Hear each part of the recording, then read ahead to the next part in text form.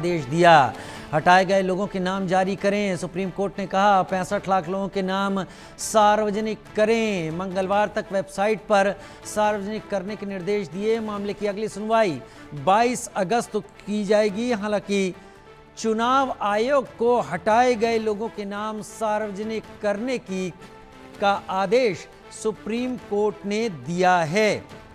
दरअसल चुनाव आयोग ने कहा था इनमें से बहुत सारे लोग की मौत हो चुकी है, बहुत सारे लोग इस जगह को छोड़कर जा चुके हैं, कई लोगों का पता नहीं है, तो इस लिहाज से इन लोगों का नाम हटाया गया है। सुप्रीम कोर्ट ने आदेश दिया जिन जिन का नाम हटाया गया है उनका नाम सार्वजनिक किया जाए। अगली सुनवाई 22 अगस्त को होगी।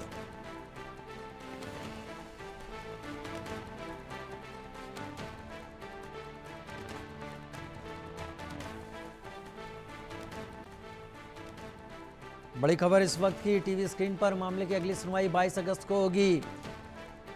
स्पेशल इंटेंसिव रिवीजन जो चुनाव आयोग प्रक्रिया कर रहा था, जिसे SIR भी कहते हैं, SIR के तहत हटाए गए लोगों का नाम प्रकाशित करने का सुप्रीम कोर्ट ने आदेश दिया है, लेकिन अभी इसकी सुनवाई पूरी नहीं हुई है। 22 अगस्त को अगली सुनवाई होगी, क्योंकि चुनाव आयोग ने स्पष्ट किया था किन वजहों से नाम हटे हैं।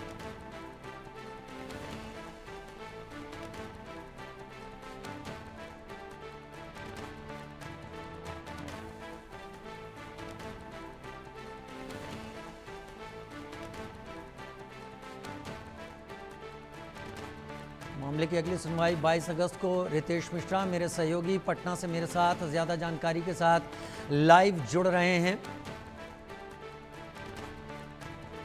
शैलेंद्र मेरे सहयोगी मेरे साथ पटना से लाइव जुड़ रहे हैं और संभव शर्मा मेरे साथ जुड़ रहे हैं। रितेश मेरे साथ नहीं है, शैलेंद्र पटना से लाइव जुड़ रहे हैं, संभव शर्मा सुप्रीम कोर्ट से मेरे साथ लाइव जुड़ रहे हैं। सबसे पहले संभव मैं आपका रुख कर लेता हूं। संभव, पहले विस्तार से बताएं, सुप्रीम कोर्ट ने आज की सुनवाई पूरी होने से पहले क्या क्या कहा है और 22 तारीख को सुनवाई होगी, तब क्या किसी एफिडेविट के साथ, किसी जानकारी के साथ संबंधित संस्थाओं को तैयार होकर आने के लिए भी कहा है? संभव जी बिल्कुल। देखिए, तीसरे दिन की ये सुनवाई लगातार लगभग 4.5 घंटे हर रोज सुनवाई हो रही थी। 12 घंटे लगभग सुप्रीम कोर्ट ने ये मामले को सुना, स्पेशल इंटेंसिव रिवीजन को। ये एक ऐसी जगह थी जहां इलेक्शन कमीशन भी एक तरह से बाध्य है अपने सवालों के जवाब देने के लिए। इलेक्शन कमीशन ने तमाम तरह के सवाल पूछे। हालांकि इलेक्शन कमीशन एक संवैधानिक बॉडी है, कॉन्स्टिट्यूशनल बॉडी है। आर्टिकल 324, 326 का हवाला देते हुए इलेक्शन कमीशन ने तमाम बातें कही और उसके साथ साथ जो पेटिशनर्स थे, तमाम पेटिशनर सुप्रीम कोर्ट में अपीयर हुए इस पर्टिकुलर मैटर में, चाहे वो वरिष्ठ अधिवक्ता कपिल सिब्बल हो और तमाम पेटिशनर्स यहाँ पर गोपाल शंकर नारायण, वृंदा ग्रोवर, ऐसे लगभग 8 से 10 पेटिशनर्स यहाँ सुप्रीम कोर्ट में 3 दिन अपनी बातों को डिटेल में रखे। सुप्रीम कोर्ट धैर्य से सब बातें सुनता रहा। उसके बाद आज लगभग लंच के बाद जब इलेक्शन कमीशन ऑफ इंडिया की बारी आई, जिसे वरिष्ठ अधिवक्ता राकेश द्विवेदी अपनी बात रख रहे थे इलेक्शन कमीशन की तरफ से, तो उन्होंने कई बातें इंपॉर्टेंट रखी। उन्होंने बताया कि हमने ये SIR क्यों किया है, क्यों हम पुराना जो इंटेंसिव एक रिवीजन हमने 2003 में करा था उसमें और आज के में क्या अंतर है, क्या जरूरत है और किस तरह से ये समावेशी है, किस तरह से ये ज्यादा इंक्लूसिव है, जो क्योंकि सुप्रीम कोर्ट पहले कह चुका था कि ये समावेशी होना चाहिए, मास लेवल पे लोगों के नाम ना छूटें। लेकिन कहीं ना कहीं इलेक्शन कमीशन सुप्रीम कोर्ट को ये कन्विंस नहीं कर पाया कि जो 65 लाख लोगों का एलिगेशन उस पर लग रहा है, जो पेटिशनर बार बार कह रहे थे, चाहे वो कपिल सिब्बल हो चाहे और पेटिशनर हो, कि 65 लाख लोग कहाँ गए। लोग तो यहाँ सुप्रीम कोर्ट में दिखने लगे। परसों की बात है, परसों शाम को कुछ लोग सुप्रीम कोर्ट में दिखे, बोले हम जिंदा हैं, हमें मृत घोषित कर दिया गया है, SIR की प्रक्रिया के तहत हम वोट ही नहीं कर सकते। ये देखो पिछली बार हमने वोट किया, कुछ से हम लोगों ने भी बात की। तो इस तरह के तमाम चीजें हुई और इलेक्शन कमीशन कहीं ना कहीं इस बात को पूरे तरह से प्रूव नहीं कर पाया और सुप्रीम कोर्ट ने आज फाइनली ये कह ही दिया कि आपको 65 लाख लोगों की जो सूची है, डिस्ट्रिक्ट वाइड सूची है, वो पूरे तरह से इम्प्लीमेंट करनी होगी, और साथ ही साथ ये बताना होगा कि पहली ड्राफ्ट लिस्ट में ये 65 लाख लोगों के नाम क्यों नहीं थे। 65 लाख का आंकड़ा मतलब लगभग 65 लाख की बात कही, और फर्दर हियरिंग के लिए दोबारा मामले को 22 अगस्त के लिए रख दिया। लेकिन ये जो एक्सरसाइज है जिसमें ऐसा इसको इलेक्शन कमीशन को ये बताना है कि कहाँ 65 लाख लोगों के नाम कहाँ हैं, कौन है ये 65 लाख लोग, इनकी डिटेल क्या है, पूरी अपलोड करनी होगी, नई लिस्ट बनानी होगी। ये ज्यादा समय नहीं है। आज बृहस्पतिवार हो रहा है और मंगलवार अगले मेरे ख्याल से संभव ये आप भी समझते हैं, हम भी समझते हैं, इस तरीके की लिस्ट अगर पूरे राज्य की इलेक्शन कमीशन ने अपलोड की है तो उसके पास ये आंकड़े कंप्यूटराइज्ड होंगे। मेरे ख्याल से इसमें ज़्यादा समय नहीं होगा। लेकिन इलेक्शन कमीशन के तर्कों की तरफ अगर हम जाएंगे तो तर्क क्या प्रभावी थे या नहीं थे, शायद अगली बार पता चलेगा। अगर वो लोग यहाँ से चले गए हैं, अगर उन्होंने कहीं और अपना वोटिंग कार्ड बनवा लिया है तो हटाया गया है, अगर ये मृत हो गए हैं तो ये सारी डिटेल सामने आएगी और शायद फिर उसके ऊपर भी बहस होगी। लेकिन शैलेंद्र का भी रुख कर लेते हैं। शैलेंद्र, एक बड़ी तादाद में लोगों के नाम हटे और सबसे बड़ी बात यहाँ पर यह है कि चुनावी राज्य है बिहार। हर किसी को यहाँ संभावना दिखती है कि वोट जो हट रहे हैं वो वोट अगर हैं तो वोट उनकी एक पॉसिबिलिटी खत्म करते हैं कि उनके खाते में नहीं आते हैं, इसलिए सारी रस्साकशी चल रही है। बिहार में भी इस सुनवाई पर बड़ी नजर लगी हुई होगी इस वक्त। जी बिल्कुल, नजर जो है विशेषकर जो कहें कि इसके जो हितधारक हैं, यानी जिन लोगों ने इसको ये मामला पहुंचाया है वहां तक उनकी नजर लगी हुई, राजनीतिक दलों की नजर लगी हुई है। और साफ तौर पर राजनीतिक दल जो हैं अपने अपने हिसाब से इसको देख रहे हैं। और कहें कि जो सत्ता पक्ष है वो कह रहा है कि सुप्रीम कोर्ट ने भी अब कह दिया है कि चुनाव आयोग एक यूजर फ्रेंडली जो है वो कहें संस्था है और इसके साथ कोऑपरेट करना चाहिए। लेकिन साफ तौर पे कई चीजें जैसे साथी ने बताई कि किस तरह से चुनाव आयोग को अब निर्देश दिया है सुप्रीम कोर्ट ने, और सुप्रीम कोर्ट को अब उन चीजों को इंप्लीमेंट करना पड़ेगा। उनको बताना पड़ेगा कि आखिर जिन लोगों के नाम कटे हैं, जिन लोगों के नाम सूची में मृत के श्रेणी में आए हैं या अन्य श्रेणियों में आए, उन सब के नाम भी प्रकाशित करने पड़ेंगे, यानी वेबसाइट पे डालने पड़ेंगे। और कहाँ के रहने वाले थे और क्या क्या उनका डिटेल्स है वो डिटेल्स भी डालना पड़ेगा। कई और तरह के निर्देश भी सुप्रीम कोर्ट से आए हैं। लेकिन यहां पर जो है राजनीतिक आरोप प्रत्यारोप चूंकि बिहार में ये चल रहा है और साफ तौर पे है बिहार में अब एक मंच तैयार हो रहा है एसआईआर को लेकर, क्योंकि 17 तारीख से राहुल गांधी और तेजस्वी यादव की यात्रा है, 15 दिन की यात्रा होगी और यही सबसे बड़ा इशू रहने वाला है बिहार में इस चुनाव में, क्योंकि इसके अलावा और कोई इशू अब जो है विपक्ष के पास बचा नहीं है। एक तो एसआईआर मुद्दा है और दूसरा मुद्दा अपराध है। तो यही दो मुद्दे अब की कहीं विपक्ष हथियार होंगे चुनाव में जाने के। इसीलिए जितनी भी पॉसिबिलिटीज हैं, जितनी भी संभावनाएं हैं, वो सब तलाश रहा है विपक्ष जो है। और इसी वजह से जिस तरह से साथी ने बताया कि यहाँ के लोग जिनका नाम मृत की सूची में डाल दिया गया था, यानी उनको मृतक बता दिया गया था, उनको एक एक्सरसाइज के तहत ही ले जाकर सुप्रीम कोर्ट में पेश किया गया है, सुप्रीम कोर्ट के सामने खड़ा किया गया है। और ये कहलवाया गया है या कहें कि उन लोगों से ये बात कहलवाई गई है कि हम जिंदा हैं और हमारा नाम कट गया। चूंकि ये पूरी प्रक्रिया अभी चल रही है, अगर किसी का नाम कटा है तो फॉर्म 6, 7 और 8 यानी 3 फॉर्म हैं। इन 3 फॉर्म के जरिए वो अपना नाम फिर से जुड़वा सकता है, वो अपने बारे में फिर से बता सकता है, या किसी का नाम कटवाना है तो वो भी दे सकता है। आज हम लोग ने देखा था एक बड़ी एक्सरसाइज है, कहें कि एक बड़ी सूची आई थी। दरभंगा जिला है, मिथिलांचल का हृदय उसको कहा जाता है। वहां पर जो है केवल एक ही विधानसभा क्षेत्र से 655 नाम ऐसे आए थे जिन्होंने 2 जगह यानी एक ही विधानसभा में 2 जगह अपना वोटर आई कार्ड बनवा रखा है, या कहें कि 2 जगह वोटर वो बने हुए हैं। तो आप सोचिए ये अगर मामले ऐसे सामने आते हैं, ऐसी चीजें होती हैं, तो आप किस तरह से सोच सकते हैं कि फेयर इलेक्शन होगा, किस तरह से सोच सकते हैं कि लोकतंत्र मजबूत होगा। अगर मान लीजिए ये इतने लोग वोट एक साथ डालते हैं, दोनों जगह डालते हैं, तो आप सोचिए कि 100-200 वोट से जीत तो ये भी बड़ा सवाल है कि ये लोग 2 जगह वोट डाल लेते हैं। अगर ये एक संभावना देखी जाए तो ये भी एक अपने आप में बड़े सवाल की तरह। संभव मेरे साथ लगातार जुड़े हुए हैं।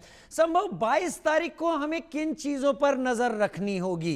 ये सुनवाई हो रही है, नजर इस पर सबकी है, लेकिन वो कौन सी बातें हो सकती हैं जो 22 तारीख को सुनवाई के दौरान प्रभावी तौर पर सामने रहेंगी? देखिए, जिस तरह से ऑपोजिशन लगातार हमलावर थी इस पर्टिकुलर एक्सरसाइज एसआईआर पर, जो बिहार में ये एक्सरसाइज की गई, और ये जो चैलेंज किया गया था, यहाँ सवाल उठाए गए थे कि ये एक्सरसाइज पूरे तरह से पूरे देश में नहीं होनी चाहिए, उस पर एक तरह से उन्हें राहत ही है, क्योंकि 65 लाख लोगों के जो नाम है अब इलेक्शन कमीशन को बताने हैं, और वो मंगलवार तक बताने हैं, और ऐसे ही नहीं बता देने हैं, उसे पब्लिश, वाइडली पब्लिश, बड़े स्तर पर करना है, अखबारों में निकलवाना है, सरल भाषा में बताना है कि क्या वजह रही कि इनके नाम नहीं इंक्लूड किए गए। ये एक बड़ा सवाल इलेक्शन कमीशन पे खड़ा करता है। एक बहुत बड़ी एक्सरसाइज है, मुश्किल से 5 दिन का समय है। हालांकि जिस तरह से आप कह रहे हैं कि हाँ, उनके पास एक सूची होगी ही, स्वाभाविक है, और उसे अपलोड कर दिया जाएगा, लेकिन ये इतना आसान नहीं है। ऐसा होता तो हो सकता है इलेक्शन कमीशन अब तक ये नाम दे चुका होता, लेकिन फिर बात वही है कि डुप्लीकेसी ऑफ वोट्स एक बड़ी समस्या है। मान लो बिहार से बड़े स्तर पर लोग बाहर जाते हैं, काम करते हैं, मान लो कोई व्यक्ति, मान लीजिए कोई व्यक्ति काफी समय से दिल्ली में रह रहा है, वो दिल्ली का वोटर हो गया, तो उसे बिहार में वोट कास्ट करने का अधिकार नहीं होना चाहिए। और दूसरे तरफ मैं समझ जो पा एक रहा हूं अशारा फैसला- संभव, हाँ, वो दिल्ली के चुनाव में भी वोट कास्ट कर देगा, और बिहार का अगर अलग पड़ रहा है तो यहां भी वोट कास्ट कर देगा, जो कि लॉजिकली गलत है। संभव समय मेरे पास कम है, मैं आपका धन्यवाद दूंगा, और डिटेल में आगे बात करेंगे आपके साथ। शैलेंद्र, आप मेरे साथ बने रहिए, क्योंकि चुनाव आयोग पर तेजस्वी ने फिर आरोप लगाए हैं। तेजस्वी ने स्पेशल इंटेंसिव रिवीजन यानी एसआईआर पर सवाल उठाए हैं।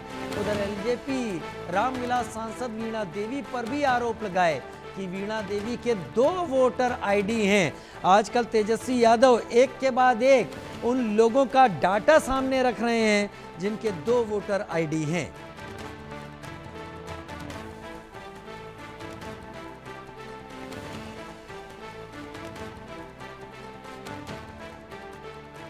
तेजस्वी का दावा, सांसद के पास 2 वोटर कार्ड हैं। एलजेपी रामविलास की सांसद वीणा देवी के ऊपर आरोप लगाया तेजस्वी यादव ने।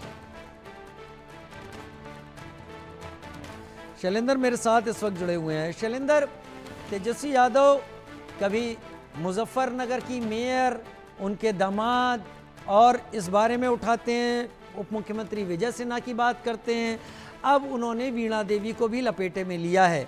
जरा विस्तार से बताएं इसके बारे में। देखिए, इस तौर पे वीणा देवी का नाम 2 जगह पर है। साहबगंज की रहने वाली है, साहबगंज में भी नाम है, और मुजफ्फरपुर में नाम है। मुजफ्फरपुर में वो रहती है अपने पति के साथ, और सांसद है वैशाली की, और अब उनकी सफाई आई है। और ये कहें कि निर्वाचन पदाधिकारी जो हैं उनका भी जो कहें लेटर है वो आ गया, उन्होंने जारी कर दिया है 16 तारीख, परसों तक उनको जवाब देना है, शाम 5 बजे तक। और वीणा देवी ने इसमें कह दिया है कि मेरी गलती नहीं है, मैं तो साहबगंज रहती हूँ, साहबगंज में वोट देती हूँ। अगर किसी बीएलओ ने ये गलती की है नहीं जानती, इसका पूरा जो पूरी जो जिम्मेदारी है वो चुनाव आयोग की है। चुनाव आयोग देखे कि आखिर मेरा नाम 2 जगह कैसे आया। तो साफ तौर पे वीणा देवी ने इस पल्ला दे लिया है। हालांकि तेजस्वी यादव जो नेता प्रतिपक्ष हैं उन्होंने इसका खुलासा किया था, और वीणा देवी के साथ उनके पति यानी ये जो एमएलसी हैं मुजफ्फरपुर से, उनका भी खुलासा किया था, और उनका नाम है दिनेश सिंह। दिनेश सिंह जेडीयू के एमएलसी हैं, मुख्यमंत्री के करीबी माने जाते हैं, और साफ तौर पे है इन दोनों को लेकर एक बड़ा आरोप जो है वो इलेक्शन कमीशन पर लगाया था, एसआईआर की प्रक्रिया पर लगाया था, और ये कहा गया था कि ये प्रभावशाली लोग हैं, और इन लोगों ने अपने प्रभाव का इस्तेमाल करते हुए, यानी कि जो लोगों के चुने हुए प्रतिनिधि हैं, उन्होंने ये गड़बड़ की है। और तौर पे अब जो ये मामला है, चूंकि अब इनको जवाब देना है, हालांकि जवाब से पहले ही पल्ला जो है वो वीणा देवी ने झाड़ लिया है। वीणा देवी ने साफ तौर पे कहा है कि नहीं, ये मामला हमसे जुड़ा नहीं हुआ है, क्योंकि हम नहीं जानते किस तरह से मेरा नाम आया है। और वीणा देवी 2 जगह पर हैं, दोनों जगह उनकी उम्र अलग अलग है, दोनों कॉन्स्टिट्यूंसी अलग है, दोनों लोकसभा अलग है। लेकिन अब सब तो जब उनका बयान आ गया है कि नहीं, इससे मेरा कोई लेना देना नहीं है, अब इसमें देखना होगा कि चुनाव आयोग की नहीं, फिर भी ये गंभीर तो है कि 2 जगह है, आप लेना देना कहकर कैसे बच सकते हैं। खैर, इस पर तो आगे देखना होगा कार्रवाई क्या होती है। लेकिन उधर तेजस्वी के आरोपों पर वीणा देवी ने सफाई दी। जैसा हमारे संवाददाता शैलेंद्र बता रहे थे, उन्होंने सफाई दी है कि मेरा विधानसभा क्षेत्र पारू है, मैं वहीं की वोटर हूँ, मुझे नहीं पता मुजफ्फरपुर में मेरा नाम कैसे आया। तेजस्वी ने जो आरोप लगाया, अब चुनाव आयोग को जवाब देना चाहिए। शैलेंद्र, जो आप कह रहे थे वही हमारी बड़ी खबर है, वीणा देवी क्या इस जवाब से बच सकती हैं?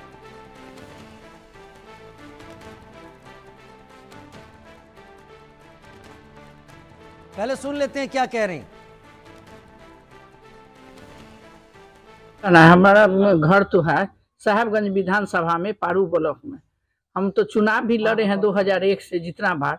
पारू से ही नॉमिनेशन, वहीं से हम वोटर लिस्ट में मेरा नाम है, और चुनाव भी वहीं के वोटर लिस्ट से हम लड़ते हैं। मुजफ्फरपुर में कैसे नाम आया मुझे नहीं पता है। और वैसे भी हम लोग को मीडिया के माध्यम से जानकारी हुआ, तब ये आया था तो उसको भी फॉर्म भर के हम दे दिए कि इसको नाम हटाइए, यहाँ से कैसे चला गया। अब इसका नाम आया तो ठीक है, गड़बड़ी से आया होगा, जो बीएलओ के गड़बड़ी से ही आया होगा। उसको तो हम कभी दे दिए। आज जितना भी चुनाव लड़े हैं 2001 से 24 तक, पारू के ही पता पर हम मेरा नॉमिनेशन सब कुछ होता है। हमारा तेजस्वी के आरोपों पर सांसद वीणा देवी सफाई दे रही थी, हमें नहीं पता हमारा नाम वहाँ दूसरी जगह कैसे आ गया। इस पर बीएलओ सफाई दे, बीएलओ बताए या इस पर चुनाव आयोग बताए। हम साहिबगंज में ही जाकर, मेरा विधानसभा क्षेत्र पारू है, वो मेरा विधानसभा क्षेत्र पारू है और मैं वहीं की वोटर हूँ, मुझे नहीं पता मेरा नाम दूसरी जगह कैसे आया।